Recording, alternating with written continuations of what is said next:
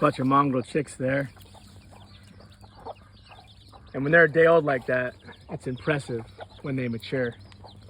One of these hens had 6 and now she has 5, which is pretty damn good after about 3 weeks. Most of these hens are mongrel. I got a couple straight bred brown reds, got a couple Asil stags. I have an older clutch of my Muff, that North Britain blood, which there's some discrepancy with that. They come from the same place, Cumbria, Cumberland, Carlisle, Northern England. So same people imported them, same people had them and bred them. Some guys tell me they kept them distinct. Either way, you call them North Britain Muff, whatever you want to call them, but they're from that old stock that Lawman had. Anyway, that's some of these older chicks here. Their mother finally left them, and she did good because she had 10 when I let her free range, and now there's 8, and they're on their own, and they're pretty good. And there's a couple older pullets running around from a different clutch that survived. But yeah, some folks wouldn't value some of these yard fowl, your mongrel bred chickens, but they make good mothers and they're good for the freezer. And like I've said before, they're a nice way to get people involved, because they're not as valuable that way, but they're still the best chickens you can have. I mean, you can do the same thing with straight bred gamefowl and let them go, but it's a balance. For example, he's a gamecock. He's a straight bred brown red. His hackle's a little messed up because the hens. He'll grow it back. But that's the only thing I really do, is I just make sure there's deformities I eliminate, you know what I mean? If I see a defect or something I don't like amongst the hens. Other than that, I make sure there's a good gamecock with them. And I've been doing this for years. And these hens are pretty tough. They suit me around here for what I'm doing. In terms of the sustainable flock, you know what I mean? But I'm impressed with some of these chicks. Now I'm gonna let go my brood fowl chicks, and they've been free range too, but they sleep elsewhere, so it's gonna be madness when I turn them loose. No telling what this guy is. He's a mongrel, but this is unique for me. Never seen this pattern.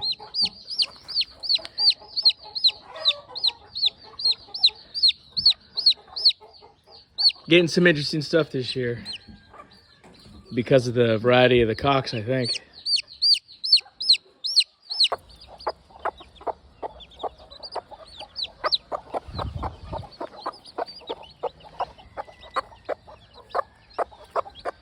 Interesting looking chicks here. So this hen is a good hen, good mother. This is her second clutch this year.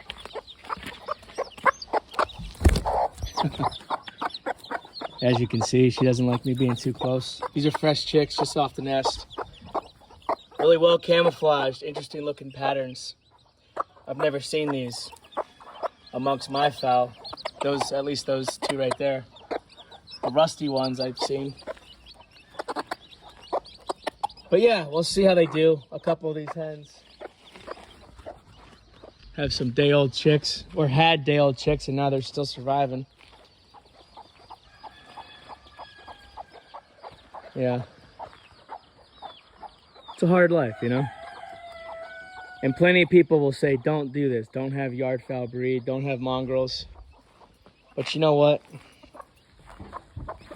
They're still really good, sustainable chickens. And I keep back crossing them to straight bred gamecocks anyway. It's just that these chicks here weren't from a brown red, most likely. Because these patterns are new to me. So they were probably from one of the Muff stags that I had running free.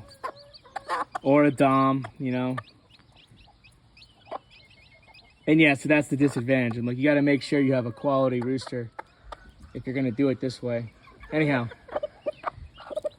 just sharing some of these free range chicks here for this morning.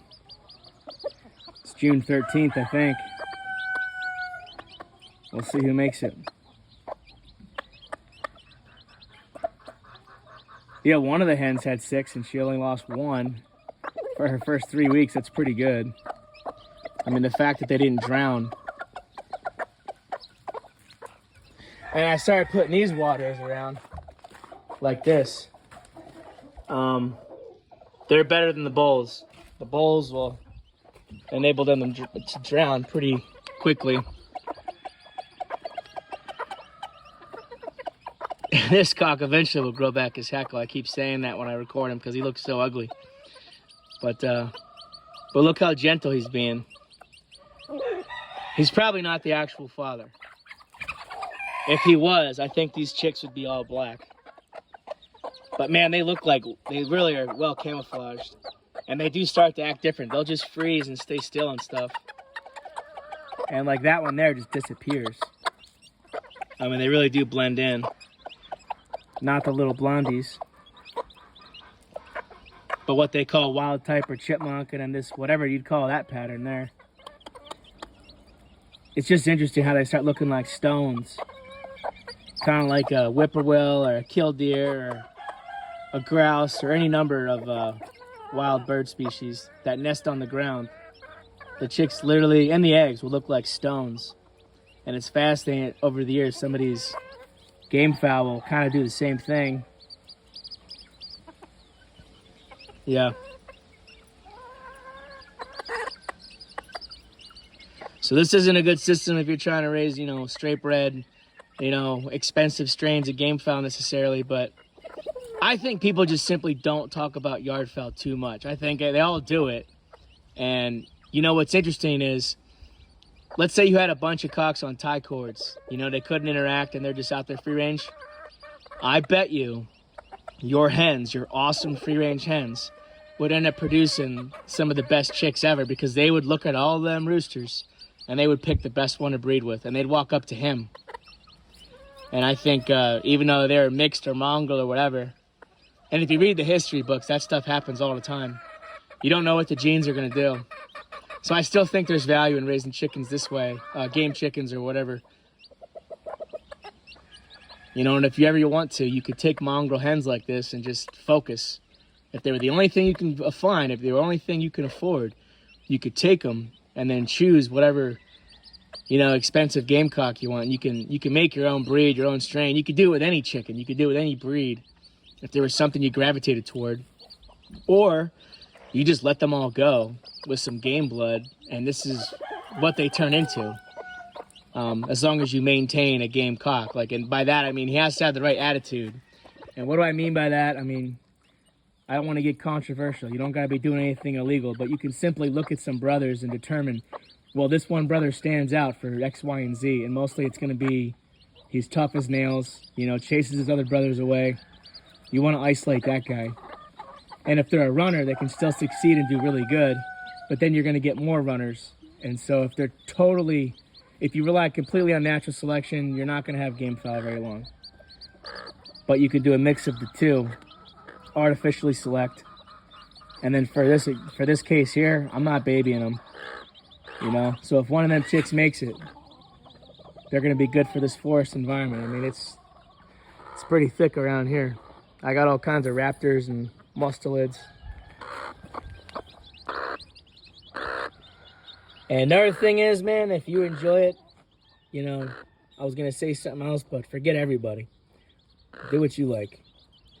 You know, I think she's a beautiful hen, and her sisters are real similar in terms of attitude, and they are some solid, you know, tough-ass hens. So I like them a lot. Get out of here and scrap it. And so this is the kind of thing that happens, and you got to watch, you know. So those are 2 stags from different ages, and now the Asil comes up, and he doesn't even know what he's doing, but he breaks it up. But this little Muff here, yeah, he's hopefully Well, he's got a crooked beak, so I probably gotta eliminate him anyway. Yeah, a couple of his brothers are nicer. Anyway, yeah. Chickens are an aggressive species overall. It's just game chickens don't have the quit in them. So, that's another thing. They're not trained for none of this. They're just, this is the way they are. I mean, he will not tolerate another rooster here. He tolerates these stags, like that's a stag, and he also kicks them really hard. And so that stag keeps his distance. It might even be his son. I gotta look at the toe mark, but yeah, if there was a mature bird, no way, man. Not a snowball's chance in hell. He'd just stand there and watch him and just walk away like crowing. He would eliminate the problem. And that's the way they do it in the wild too, the red jungle fowl. And that's what the reason, that's how chickens were domesticated in the first place. And everybody forgets that. Meat and eggs came secondary and tertiary. Yeah, there was no television back then, you know. Outside the fire, it was stuff like this. But, and they are entertaining if you sit and watch them. I mean, you learn a lot. It's fascinating to see who makes it, and there's a lot going on. So, that looks like a little stag. We'll see who makes it. Like this guy here, just struggling. But been like that for like a week or so. Doesn't look very sporty. Not dead yet.